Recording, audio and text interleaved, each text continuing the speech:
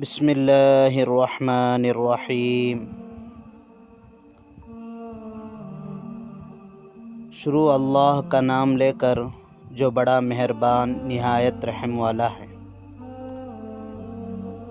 مفتی محمد شفیع عثمانی صاحب رحمہ اللہ جواہر الفقہ میں لکھتے ہیں، جو شخص محرم کی پہلی تاریخ کو 113 مرتبہ پوری بسم اللہ الرحمن الرحیم کاغذ پر لکھ کر اپنے پاس رکھے گا، ہر طرح کی آفات و مصائب سے محفوظ رہے گا۔ یہ بات بھی ذہن نشین کر لیں، یہ بزرگوں کے تجربات میں سے ہیں، سنت یا لازم سمجھے بغیر اس پر عمل ضرور کریں۔